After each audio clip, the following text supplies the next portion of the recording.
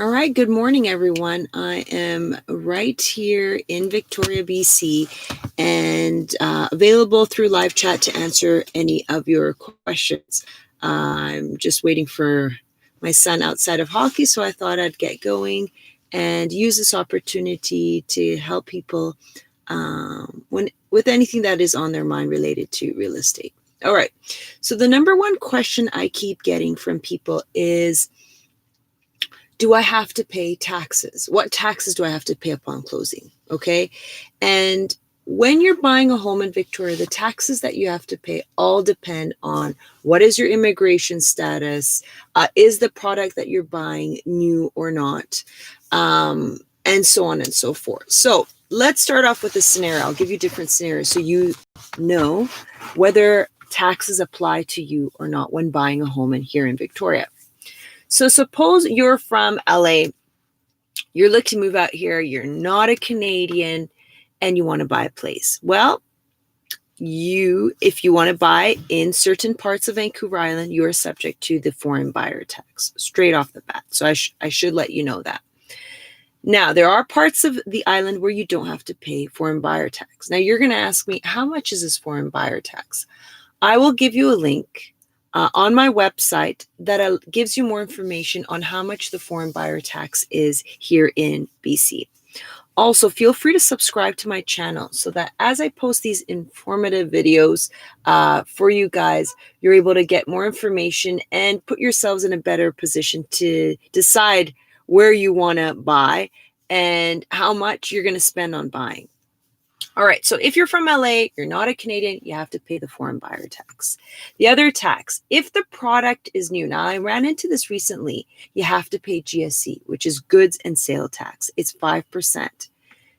Suppose the product looks brand new and the owner's living in it, you got to be careful because sometimes the owners don't pay the GST and they expect you to pay it.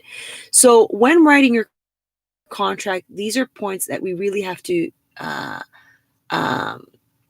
make due diligence on and make sure that those taxes do not apply, which I ensure of that. So if you're a foreigner, 20% foreign buyer tax, we'll have to review whether it applies to you or not. If it's a new product, there's a goods and sales tax. So we have to make sure that applies or not. If it's an older home, whatnot, it doesn't apply. So you have to pay that 5% on top of the purchase price. And you can negotiate that so that the seller pays it. It all depends on the situation, what the value is. So foreign buyer tax, goods and sales tax. The other tax is so British Columbia, every province in Canada has different, real estate tax rules and whatnot. Every province deals with it differently. British Columbia has a property transfer tax. So anytime you buy a home in BC, there is a transfer tax to your name. That's why some people buy real estate in company names, so that you're not if you want to sell that property, the person just takes over the company. It's not when it changes names or entity, that transfer tax kicks in, and it's a significant amount. Okay, it's based on the value of the purchase. And again, I have a calculator for that. Please contact me and I'll send you these resources to help you guys out. So you've got the foreign buyer tax, you've got the goods and sales tax, you have the property transfer tax. So the foreign buyer tax is an add-on to the property transfer tax. So you have to pay to buy it when it transfers to your name. And if you're a foreigner, on top of that, it's a 20% add-on. So it's an add-on to the property transfer tax. The foreign buyer tax is how it's perceived. And the other thing that's going to kick in as well, if suppose you're buying the house, it's your vacation home. Again, some of these taxes don't apply on all parts of the island, but you're just going to leave that place empty, then the vacancy tax kicks in. And I know when you guys Google it, I've had people call me, well, there's a speculation tax, there's a vacancy tax, there's an empty home tax. These three words are the same tax. So don't think they're three separate taxes. They're one and the same. But what happens is it's being given different names and people thought these are different taxes. The vacancy tax, speculation tax, empty home tax is the same thing. Okay. And what it is it's basically to deal with this housing crisis that was happening out here, where you had people buying up condominiums and just leaving them empty. People from overseas just buying them and just, flipping them. And what we had was a lot of renters had no place to go. There was like a housing shortage crisis. So what the government did said, sorry guys, if you're going to buy a home, you can't leave it empty for more than 6 months. Now they're very strict on this in condominium buildings, especially.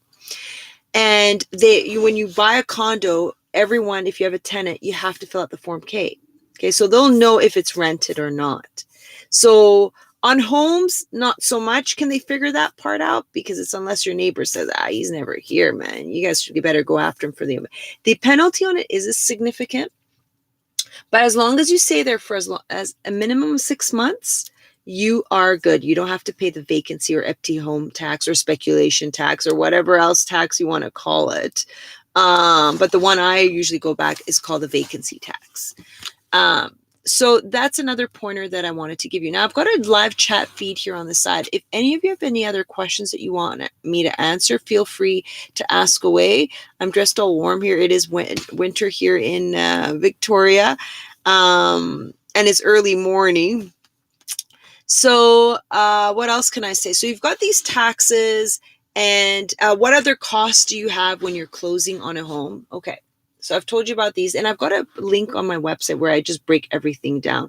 You'll have appraisal costs if you want the home appraised. You'll have inspection fees. How much are these fees? I mean, all of these vary based on whether you need them or not and who you go with.